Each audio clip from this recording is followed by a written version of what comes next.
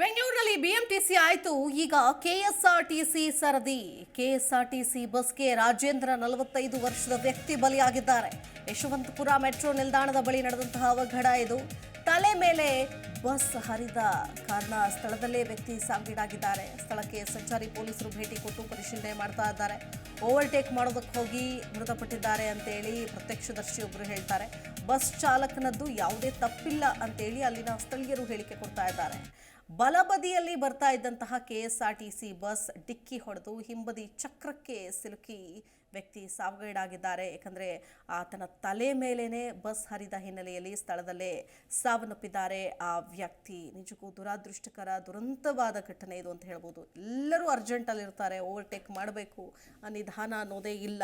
ಈ ಥರ ಇಡೀ ಜೀವಕ್ಕೆ ಅಪಾಯವನ್ನು ತಂದುಕೊಳ್ತಾರೆ. ಹೆಲ್ಮೆಟ್ ಹಾಕ್ಕೊಂಡಿದ್ರೋ ಏನೋ ಗೊತ್ತಿಲ್ಲ, ತಲೆ ಮೇಲೇನೆ ಬಸ್ ಹರಿದಿದೆ ಅಂತ ಹೇಳಲಾಗ್ತಾ ಇದೆ. ಸೊ ಹಾಗಾಗಿ ಆ ವ್ಯಕ್ತಿ ಸ್ಥಳದಲ್ಲೇ ಮೃತಪಟ್ಟಿದ್ದಾರೆ.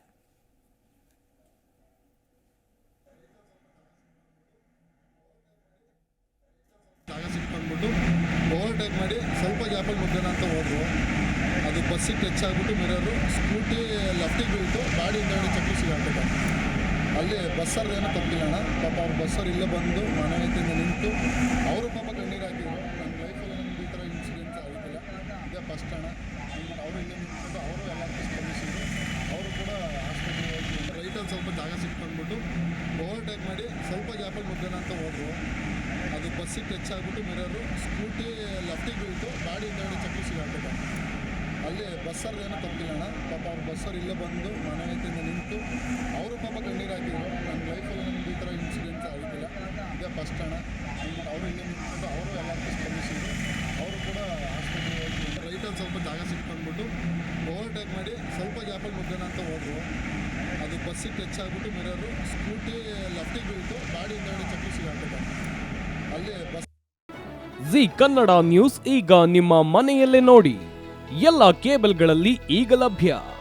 ಸನ್ Direct 292, Jio TV 1334, U Digital 162, City Cable 51, GTPL 17, Abhishek Cables 821, Rock Line telecommunication 51, Shri Basaveshwara number 60, Vinayaka digital number 53, In Digital number 896ರಲ್ಲಿ.